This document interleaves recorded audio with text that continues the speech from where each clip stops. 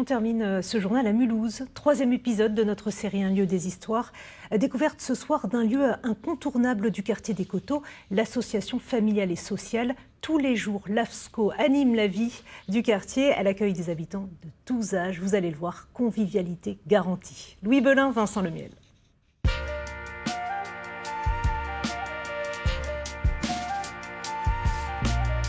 Troisième épisode de notre série Un lieu des histoires aux Coteaux à Mulhouse. On est ici dans les locaux d'une association importante, l'AFSCO. Et pour découvrir comment elle crée du lien entre les habitants, ça se passe à l'étage. Des œufs, du sucre, du beurre et beaucoup de bonne humeur, c'est la recette de l'AFSCO. Dans cette cuisine pédagogique complètement aménagée, une dizaine d'habitantes des Coteaux préparent une tarte au citron meringuée. Certaines n'en ont jamais fait. Toutes se sont rencontrées ici. Carmen a découvert l'association il y a 5 ans. On m'a dit, mais viens, essaye, viens voir, ça te plairait et tout. J'ai dit, allez hop, on attend tous le mardi. Hein. Dit, voilà, on n'est pas à la maison toute seule, quoi, surtout aussi. Puis on apprend des fois des nouvelles recettes, et des fois on mange ensemble, c'est sympa. On attend le café à 4 heures. Yvonne, hein. Faut pas le louper. On ne loupe pas le café. Chaque semaine, cet atelier bien-être réunit surtout des personnes âgées autour du plaisir de cuisiner.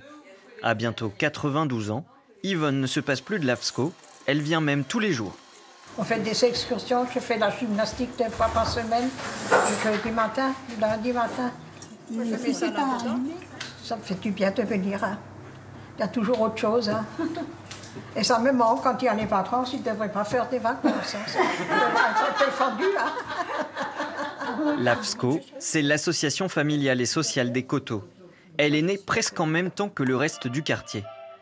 Depuis 1966, elle propose aux habitants du sport, des voyages, des cours de français et toute une programmation culturelle. Alors l'AFSCO existe déjà depuis très longtemps, donc il y a quand même beaucoup de gens qui nous connaissent, que ce soit à travers la crèche pour les tout petits, comme des activités adultes. Donc on est quand même présent dans la vie d'une famille du quartier à un moment ou à un autre. Oui, je pense qu'on est quand même un repère assez fort pour le quartier, ça c'est sûr. Elle est belle. Pendant que les tartes sont au four, dans la salle juste à côté, les aiguilles piquent et les machines à coudre claquent. En couture comme en cuisine, aucun homme à l'horizon. Ils restent pas longtemps en fait chez moi.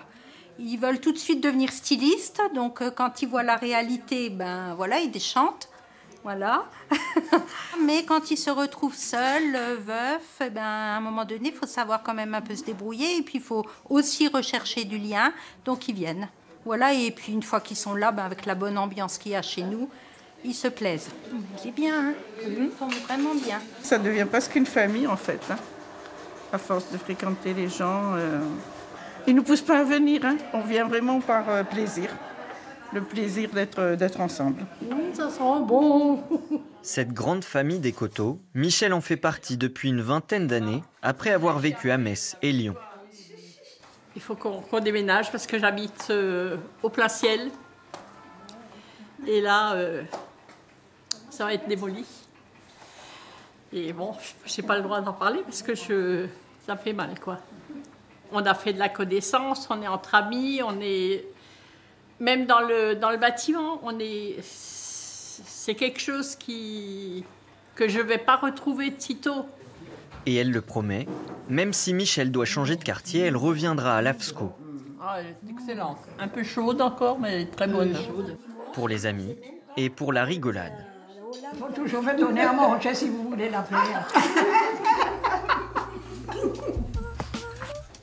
Donc vous avez des sorties un petit peu prévues là avec le retour du beau temps? Voilà, on espère que cette tarte au citron vous aura mis en appétit. Demain, on vous fait découvrir dans un lieu des histoires pour le dernier épisode, un jardin partagé par les habitants.